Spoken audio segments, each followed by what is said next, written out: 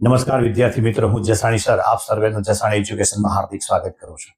આજે આપણે standard 12 science subject physics, જેમાં ચેપ્ટર બીજું વિદ્યુત સ્થિતિમાન અને કેપેસિટન્સ, એમાં અત્યાર સુધીના જે કાંઈ લેક્ચર છે જેની અંદર આપણે વિદ્યુત સ્થિતિમાનને લગતા 1 થી 10 લેક્ચર આપ્યા છે. અહીંથી આ ચેપ્ટરનો બીજો પાર્ટ આજથી સ્ટાર્ટ કરીએ, જેનું નામ છે કેપેસિટર.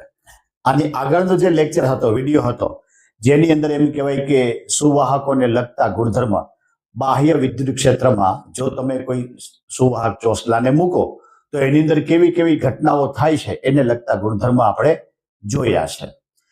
આપણો જે કાંઈ લેક્ચર છે એ લેક્ચરની મેથડ એવા પ્રકારની છે કે જે તે ટોપિકની થિયરી બોર્ડને અનુરૂપ હોય, સાથે એના સ્વાધ્યાય અને ઉદાહરણના એક્ઝામ્પલ અને એને લગતા MCQ, અને એકદમ શોર્ટની અંદર છતાં એમ કહેવાય કે એ બોર્ડની અંદર માર્ક્સ ન કપાય એનું પણ આપણે એ ધ્યાન રાખ્યું છે. તો આવી રીતે આપણા વિડીયોની આખી પેટર્ન છે, લેક્ચરની પેટર્ન છે. તો આજે આપણે જોવાનું છે ટોપિક 2.11, જેનું નામ છે કેપેસિટર. હવે કેવી રીતે ક્વેશ્ચન પૂછે તો કે કેપેસિટર અને કેપેસિટન્સની વ્યાખ્યા સમજાવો. તો કે કેપેસિટરની જરૂરિયાત શું કામ ઊભી થઈ?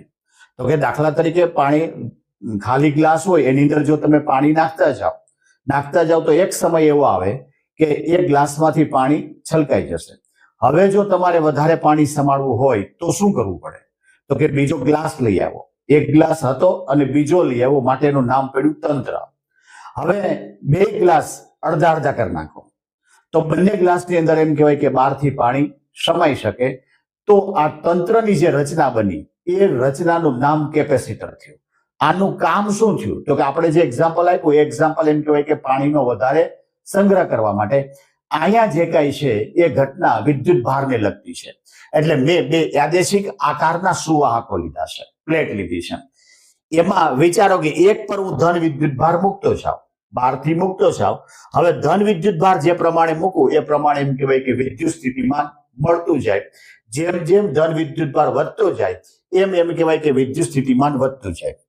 એક સમય એવો આવે કે એ વિદ્યુત ભાર હવાના કણ સાથે મંડે આયનીકરણ કરવા, કહેતા એમાંથી લીકેજ થઈ જાય, કહેતા ઢોળાઈ જાય. હવે જો મારે વિદ્યુત ભારનો વધારાનો સમાવેશ કરવો હોય તો એમ કહેવાય કે એની બાજુમાં બીજો સુવાહક પ્લેટ લઈ આવું, બીજી સુવાહક પ્લેટ લઈ આવું અને ઋણ ભારિત હોવી જોઈએ. એટલા માટે કે આની અંદર જેટલા ઋણ હશે એટલા આમાંથી ધન તટસ્થ થઈ જશે.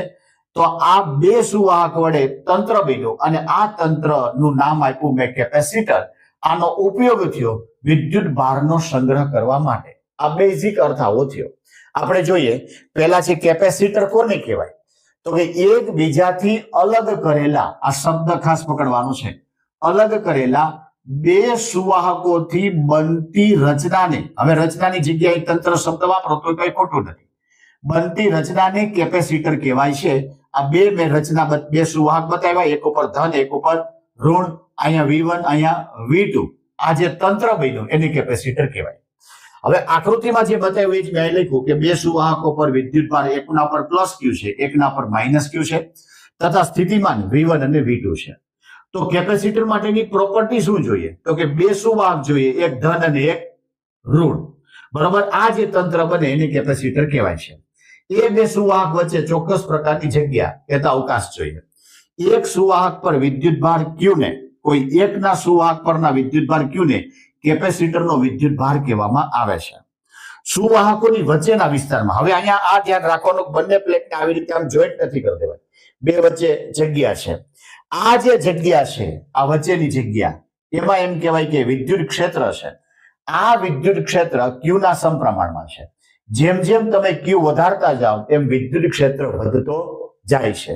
સાથોસાથ અહીંયા જે કાંઈ સ્થિતિમાન છે, એટલે કે V છે, એ હંમેશા Q ના સમપ્રમાણમાં છે. એટલે Q વધારો તો એમ કહેવાય કે વિદ્યુત ક્ષેત્ર વધે અને વિદ્યુત સ્થિતિમાન પણ વધે છે. માટે અહીંયા મેં ઇક્વેશનના ફોર્મમાં લખ્યું Q ચલે છે V. મેં Q ચલે છે V. ચલનની નિશાની દૂર કરી તો અહીંયા મૂકી દીધો મેં C. આ C એટલે અચળાંક, જેનું નામ પડ્યું કેપેસિટન્સ. બરાબર, તંત્ર દ્વારા જે કઈ તંત્ર બન્યું એને કહેવાય કેપેસિટર. એનું જે કઈ વેલ્યુ છે એને કહેવાય કેપેસિટન્સ કહેતા અચળાંક. સી ને જો કરતા બનાવો તો અત્યારે સિમ્પલ સૂત્ર બન્યું સી બરાબર ક્યુ ના છેદમાં વી. ક્યુ ના છેદમાં વી. તો આ જે સી છે એને કેપેસિટન્સ કહેવાય. આ સી છે એને શું કહેવાય? કેપેસિટન્સ. તો કેપેસિટન્સ માટે શું યાદ રાખવાનું? તો કે આનું ખાલી ગુજરાતી લખવાનું કે કેપેસિટરના વિદ્યુતભાર એટલે આ ક્યુ એ કેપેસિટરની બે પ્લેટ વચ્ચેના વિદ્યુત સ્થિતિમાનનો તફાવત એટલે વી એના ગુણોત્તરને શું કહેવાય? કેપેસિટન્સ કહેવામાં આવે છે. એના પછી જે વાક્ય લખ્યું કે આ જે કેપેસિટન્સ છે એ ક્યુ અને વી થી સ્વતંત્ર છે. આ વાક્ય ખાસ લખવાનું. આનો આધાર શેના પર છે? તો કે જે બે પ્લેટ લીધી છે સુવાહક એનો આકાર કેવો છે, એનું માપ કેવું છે, બે પ્લેટ વચ્ચેનું અંતર કેટલું છે અને બે પ્લેટ વચ્ચેનું માધ્યમ કેવું છે એ પ્રમાણે તમારો સી બદલે, કેપેસિટન્સ બદલે. તો કેપેસિટન્સ પર કોણ કોણ અસર કરે? તો કે પ્લેટનો આકાર, માપ અને બે પ્લેટ વચ્ચેનું અંતર અને માધ્યમ. શેમાં માપી શકાય? તો જોવો જે સૂત્ર છે સી બરાબર ક્યુ બાય વી. તો સી એટલે કુલમ, વી એટલે વોલ્ટેજ, માટે કુલમ પર વોલ્ટેજ. ફેરાડે નામના વૈજ્ઞાનિકે આનું શોધ કરી માટે આનો એકમ ફેરાડે પણ થાય છે. પારિમાણિક સૂત્ર M-1 L-2 T ની 4 ઘાત A2. નિશ્ચિત કેપેસિટરનો સિમ્બોલ આવો છે. આ બે લીટા સરખા છે. તમે જો આવી રીતે આમ કરો તો આ બેટરી થઈ ગઈ. એક બાજુ નાનું ને એક બાજુ મોટું તો બેટરી થઈ ગઈ. બરાબર. આ પ્રવાહ ઉત્પન્ન કરે, આ પ્રવાહનો સંગ્રહ કરે, કહેતા વિદ્યુત ભારનો સંગ્રહ કરે. ચલિત એટલે વેરિયેબલ. જો કેપેસિટરનું મૂલ્ય બદલતું રહેતું હોય તો એમ કહેવાય કે એમાં આવો રીતનો સિમ્બોલ આવે છે. તો 2 કે 3 માર્કમાં કેપેસિટર સમજાવો. હવે ખાલી એવો શબ્દ વાપરો કે કેપેસિટર સમજાવો તો પણ આપણે બધું લખવાનું. કેપેસિટર એટલે એકબીજાથી અલગ કરેલા બે સુવાહકોથી બનતી રચના. બરોબર. એકના પર પ્લસ ક્યુ એકના પર માઇનસ ક્યુ. એકનો સ્થિતિમાન V1 બીજાનું V2. અહીંયા જે સુવાહક છે એનો કોઈ વિદ્યુતભાર ને કેપેસિટરનો વિદ્યુતભાર કહેવાય. આ બે પ્લેટ વચ્ચેની જગ્યામાં જે વિદ્યુત ક્ષેત્ર છે ક્યુ ના સમપ્રમાણમાં હોય. વી કહેતા સ્થિતિમાન પણ ક્યુ ના સમપ્રમાણમાં હોય માટે વી ચાલે છે, ક્યુ ચાલે છે વી. શું કામ વી ચાલે છે, ક્યુ શું કામ નહીં? આ પ્રશ્ન થવો જોઈએ. તો કે વિદ્યુત ભાર હું બહારથી આપતો જાઉં છું એ પ્રમાણે સ્થિતિમાન બદલતું જાય છે. સ્થિતિમાન આપતો જાઉં છું એ પ્રમાણે વિદ્યુત ભાર નથી બદલતો. એટલે અહીંયા ભૂલ ન થવી જોઈએ. જેનો કંટ્રોલ આપણા હાથમાં છે એ પહેલા, જે આઉટપુટ મળે એ પછી. એટલે કે ક્યુ ચાલે છે વી માટે ચલનની નિશાની દૂર કરો તો સી માટે ક્યુ બરાબર સીવી. માટે સી એટલે કેપેસિટન્સ કહેતા અચળાંક. સી ને કરતા બનાવો તો ક્યુ બાય સી અને કેપેસિટન્સ કહેવાય. જેની વ્યાખ્યા લખી કે કેપેસિટરનો વિદ્યુતભાર અને તેની બે પ્લેટ વચ્ચેના વિદ્યુત સ્થિતિમાનના તફાવતના ગુણાકારના ગુણોત્તરને કેપેસિટન્સ કહેવાય. જે ક્યુ અને વી થી સ્વતંત્ર છે. કોના પર આધાર રાખે? તો કે જે પ્લેટ લીધી એનો આકાર કેવો છે, માપ કેવું છે, બે પ્લેટ વચ્ચેનું અંતર કેવું છે, બે પ્લેટ વચ્ચેનું માધ્યમ કેવા પ્રકારનું છે. એકમ થાય કુલમ પર વોલ્ટ અથવા ફેરાડે. ફેરાડે શું કામ? વૈજ્ઞાનિકનું નામ છે. પારિમાણિક સૂત્ર -1 -2 4 ઘાત અને 2 ઘાત. એનો જે સિમ્બોલ છે એ આવી રીતે બે ભાગ સરખા બતાવવાના. જો આવું બતાવો તો બેટરી થઈ જાય. ચલિત હોય તો વચ્ચે એરો મારવાનો છે. જો જે કેપેસિટરનું જે સિમ્પલ સૂત્ર હતું સી બરાબર ક્યુ અપોન વી એને લગતા આપણે એક્ઝામ્પલ જોઈએ. એમસીક્યુ પ્રકારે પૂછે અથવા તો 2 માર્કમાં પૂછે. પહેલું જે એક્ઝામ્પલ છે કેપેસિટર પરનો વિદ્યુતભાર 6 માઇક્રોકુલમ. તેની બે પ્લેટ વચ્ચેનો વિદ્યુત સ્થિતિમાનનો તફાવત 2 વોલ્ટેજ. તો તેનું કેપેસિટન્સ કેટલું થાય? આ રકમ તમારે લખવાની ન હોય, તમારે સીધા ડેટા પર આવવાનું કે ક્યુ બરાબર 6 માઇક્રોકુલમ માટે 6 ગુણ્યા 10⁻6 ઘાત. ઘણા વિદ્યાર્થી સીધું આ સ્ટેપ આપી દે. આપણે પહેલા મૂળ જે આપ્યું છે એ લખવાનું, પછી એને કન્વર્ટ કર્યું એ લખવાનું. વોલ્ટેજ આપ્યો છે 2 વોલ્ટેજ, મારે સી મેળવવાનો. માટે સૂત્ર છે સી બરાબર ક્યુ અપોન વી. માટે ક્યુ એટલે 6 ગુણ્યા 10⁻6 છેદમાં 2. આ છેદ ઉડી જાય એટલે જવાબ આવ્યો તમારો 3 ગુણ્યા 10⁻6 ઘાત ફેરાડે અથવા કુલમ પર વોલ્ટેજ. માટે 10⁻6 ઘાત એટલે 3 માઇક્રોફેરાડે. ઘણા વિદ્યાર્થીને આ માઇક્રોફેરાડેમાં કન્વર્ટ કરતા ન આવડે અથવા તો ખબર ન પડે, તો એ લોકોએ અહીંયા સુધી લખી અને પછી છોડી દેવાનું. જો આ 10⁻6 ઘાત છે અને તમે ભૂલથી અહીંયા એક જુદું લખ્યું માઇક્રોની જગ્યાએ તો તમારો અડધો માર્ક જાય. ઓલો અહીંયા માર્ક ન જાય. એટલે આ રીતે એકદમ શોર્ટ એક્ઝામ્પલ પૂછે. બીજો, કેપેસિટરનું કેપેસિટન્સ 18 માઇક્રોફેરેડે છે. તેનો વિદ્યુત સ્થિતિમાનનો તફાવત 2 મિલીવોલ્ટ છે, સ્મોલ m છે એટલે મિલી, તો તે કેપેસિટર પરનો વિદ્યુત ભાર કેટલો હશે?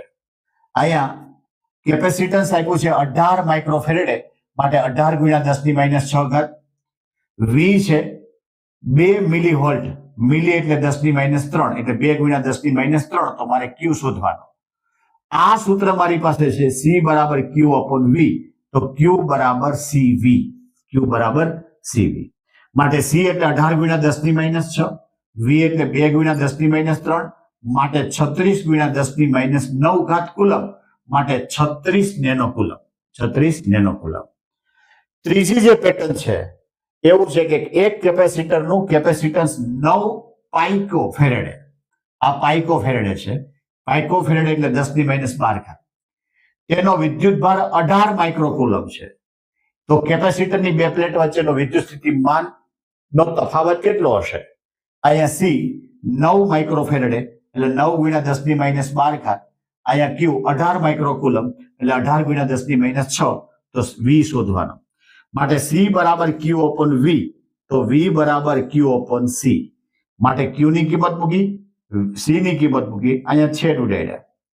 આ 2 નીચે 12 ઘાત માઇનસ, ઉપર આવે તો પ્લસ, માટે 12 માંથી 6 જાય તો 6, માટે 2 ગુણ્યા 10⁻6 ઘાત વોલ્ટેજ. આવી રીતના એક્ઝામ્પલ એમ કહેવાય કે MCQ માં પૂછી શકે અથવા તો 2 માર્કમાં પૂછી શકે. જોજી, આ જે ટોપિક હતો આપણો 2.11 કેપેસિટર. તો કેપેસિટરની જે થિયરી છે કે કેપેસિટર સમજાવો અથવા કેપેસિટર અને કેપેસિટન્સની વ્યાખ્યા આપો, તેનો એકમ અને તેનું સૂત્ર મેળવો. બરોબર, એટલે એને એકદમ સરળ ભાષાની અંદર આપણે સમજાવવાનો પ્રયત્ન કર્યો છે. એની સાથે 3 પેટર્નથી આપણે એક્ઝામ્પલ મૂક્યા છે, જેનું સૂત્ર C બરાબર Q અપોન V, એને લગતા આપણે જુદા જુદા 3 એક્ઝામ્પલ મૂકી અને આપણે આ કેપેસિટરને સમજાવવા માટે પ્રયત્ન કર્યો છે. તો આના પછીનો જે લેક્ચર છે એ આપણે સમાંતર પ્લેટ કેપેસિટરનું સૂત્ર કે C બરાબર એપ્સિલોન 0 A અપોન D એના પરનો છે, એની થિયરી હશે, એના એક્ઝામ્પલ હશે, એને લગતા MCQ હશે. તો આ જે વિડીયો છે એ વધારે વિદ્યાર્થીને ફાયદાકારક બને તે માટે અમારી જે ચેનલ છે જસાણ એજ્યુકેશન ચેનલને શેર, લાઇક અને સબસ્ક્રાઇબ કરવાનું ભૂલતા નહીં.